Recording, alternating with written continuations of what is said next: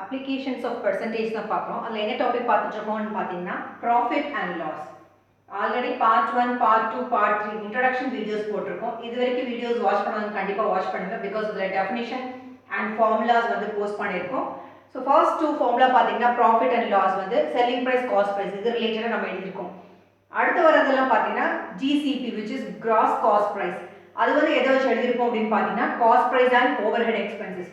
overhead expenses is nothing but additional expenses like transport charges, labor charges, extra charges, repair charges. இந்த மாதிரி இருக்க charges எல்லாத்தையுமே என்ன சொல்லுவோம்னா overhead expenses. So overhead expenses வரும்போது நீங்க வந்து cost price பதிலா gross cost price formula தான் நீங்க யூஸ் பண்ணணும். So அதை நீங்க வந்து ஞாபகம் வச்சுக்கோங்க.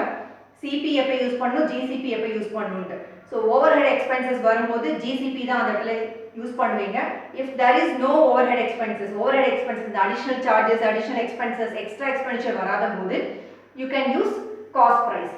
Overhead expenses வரும்போது GCP தான் நீங்க யூஸ் பண்ண முடியும்.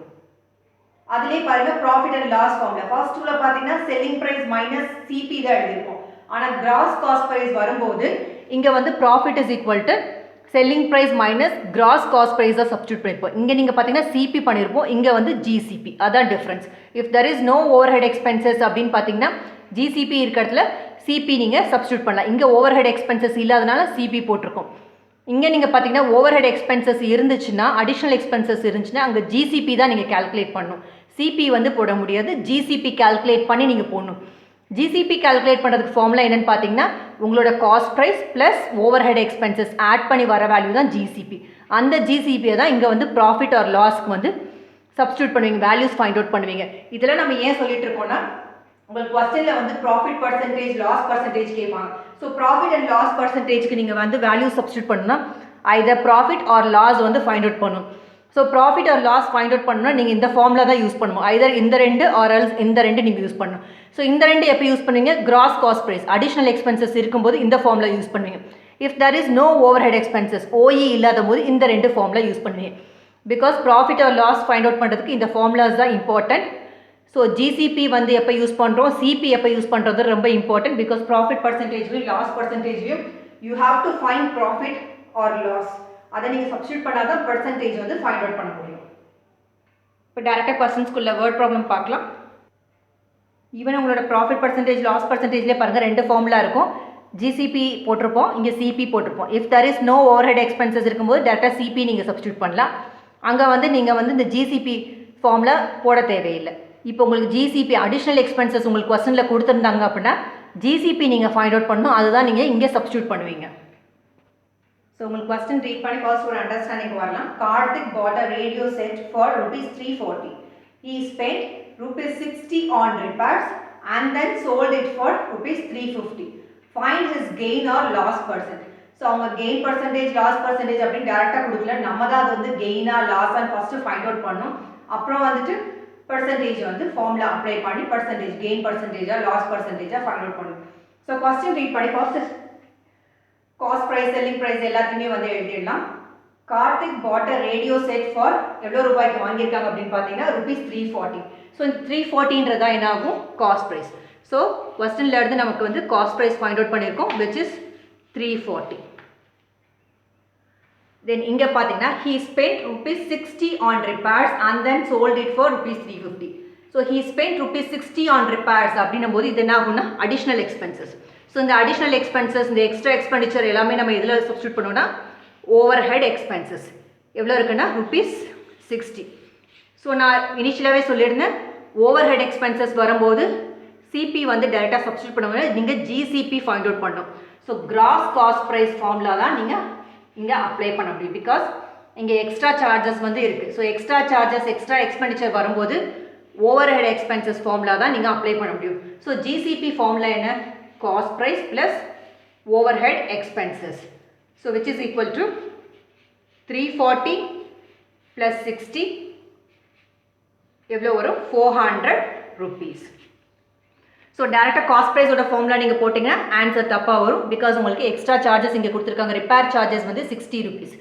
ஸோ கிராஸ் காஸ்ட் ப்ரைஸ் நீங்கள் வந்து ஃபைண்ட் அவுட் பண்ணும்போது காஸ்ட் ப்ரைஸ் எவ்வளோ 340க்கு வாங்கியிருக்காங்க, அதுக்கு வந்து எக்ஸ்ட்ராவாக வந்து எவ்வளோ ரிப்பேர் சார்ஜஸ் பண்ணியிருக்காங்கன்னா ₹60 வந்து பண்ணியிருக்காங்க. So gross cost price is equal to 400. இந்த இடத்துல இப்போ 60 ஆன் ரிப்பேர்ஸ் கொடுக்காம இருந்திருந்தாங்கன்னா காஸ்ட் ப்ரைஸ் நீங்கள் ஃபார்முலா போட்டு சப்ஸ்டியூட் பண்ணியிருப்பீங்க. ஆனால் இங்கே அடிஷ்னல் எக்ஸ்பென்சஸ் பண்ணியிருக்கனால ஜிசிபி தான் நீங்கள் ஃபைண்ட் அவுட் பண்ணணும்.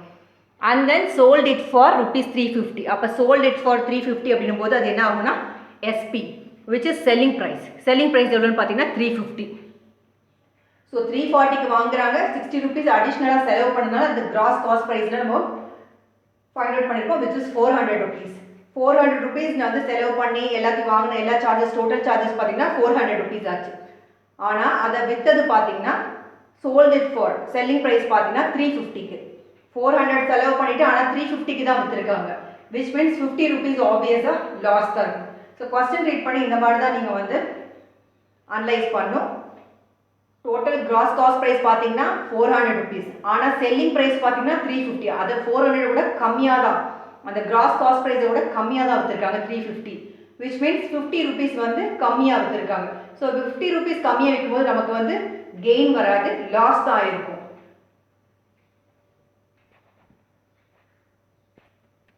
ஸோ உங்களுக்கு கொஸ்டினில் வந்து find is gain or loss percent தான் கேட்டிருக்காங்க. ஆப்வியஸாக நமக்கு வந்துட்டு இந்த கொஸ்டின் ரீட் பண்ணும்போது நமக்கு லாஸ் தான் கிடைச்சிருக்கு. ஸோ நம்ம லாஸ் பர்சன்டேஜ் தான் ஃபைண்ட் அவுட் பண்ணணும். So loss percentage find out பண்ணுறதுக்கு ஃபர்ஸ்ட் லாஸ் ஃபைண்ட் அவுட் பண்ணணும். ஸோ லாஸ் ஃபைண்ட் அவுட் பண்ணுறதுக்கு ஜிசிபி வச்சுட்டு தான் ஜிசிபி ஃபார்முலா தான் அப்ளை பண்ணணும். ஸோ லாஸ்க்கான ஜிசிபி ஃபார்முலா பார்த்தீங்கன்னா loss is equal to GCP gross cost price minus selling price. And then loss percentage ஃபார்முலாவில் பார்த்தீங்கன்னா loss divide by GCP into 100 போட்டிருப்பாங்க. இதுதான் வந்து சப்ஸ்டியூட் பண்ண போகிறோம். So கொஸ்டின்லேருந்து first GCP find out பண்ணால் செல்லிங் ப்ரைஸ் அவங்க வந்துட்டு பார்த்தீங்கன்னா 350க்கு தான் விற்றுருக்காங்க. விச் மீன்ஸ் லாஸ் பார்த்தீங்கன்னா GCP minus selling price. So which is equal to 400 minus 350 is equal to ₹50 loss தான் இருக்குது. ஸோ லாஸ் பர்சன்டேஜ் ஃபார்முலா பார்த்தீங்கன்னா லாஸ் டிவைட் பை சிபிக்கு பதிலாக ஜிசிபி தான் போடணும் இங்கே, பிகாஸ் ஜிசிபி தான் நம்ம ஃபைண்ட் அவுட் பண்ணியிருக்கோம், இன்ட்டு 100 போடணும். ஸோ லாஸ் பர்சன்டேஜோட ஃபார்முலா பார்த்தீங்கன்னா loss divide by GCP into 100 பார்த்தோம். ஸோ லாஸ் வந்து ₹50 ஃபைண்ட் அவுட் பண்ணியிருக்கோம். ஜிசிபி பார்த்தீங்கன்னா ₹400 இன்ட்டு 100. ஸோ நீங்கள் கேன்சல் பண்ணிங்கன்னா 50 டிவைட் பை 4 வரும். அகைன் செகண்ட் டேபிள் ஆரம்பினா 2 2s are 4, 2 2s are 4, 1 5 2s are 10, 25 divide by 2% இப்படி எழுத முடியாது. இது வந்து ஒரு இம்ப்ராப்பர் ஃப்ராக்ஷன். 25 டிவைட் பை 2ன்றது இம்ப்ராப்பர் ஃப்ராக்ஷன். ஸோ இந்த இம்ப்ராப்பர் ஃப்ராக்ஷனை மிக்ஸ்டு ஃப்ராக்ஷனை நீங்கள் கன்வெர்ட் பண்ணிங்கன்னா 12 1/2% வரும். ஸோ உங்களுக்கு கொஸ்டினில் லாஸ் பர்சன்டேஜ் தான் கேட்டிருந்தாங்க. So loss percentage is equal to 12 1/2%. இதுதான் ஆன்சர். ஆல்ரெடி வீடியோஸ் போஸ்ட் பண்ணியிருக்கோம், how to convert improper fraction to mixed fraction சொல்லிட்டு அந்த வீடியோஸ்லாம் பாருங்கள். ஸோ 25/2ன்றது ரொம்ப சிம்பிள் தான், டிவைட் பண்ணி பாருங்கள், 12 1/2% வரும். ஸோ லாஸ் பர்சன்டேஜ் உங்களுக்கு கொஸ்டினில் கேட்டிருக்காங்க. So which is 12 1/2%. ஸோ இந்த கொஸ்டின்லேருந்து நம்ம என்ன ஃபைண்ட் அவுட் பண்ணியிருக்கோம்னு பார்த்தீங்கன்னா காஸ்ட் ப்ரைஸ் கொடுத்துருந்தாங்க 340 சொல்லிட்டு, அதுக்கு அடிஷனல் சார்ஜஸ் பார்த்தீங்கன்னா 60 ஆச்சு. ஸோ ரெண்டையும் ஆட் பண்ணி ஜிசிபி ஃபர்ஸ்ட் ஃபைண்ட் அவுட் பண்ணோம். And he sold it for ₹315 பார்த்தோம். ஸோ அது செல்லிங் ப்ரைஸ். இதில் இருந்து நம்ம வந்து லாஸ் ஃபைண்ட் அவுட் பண்ணோம். அண்ட் தென் லாஸ் பர்சன்டேஜில் சப்ஸ்டியூட் பண்ணோம். அது வந்து ஒரு இம்ப்ராப்பர் ஃப்ராக்ஷன் வந்தது.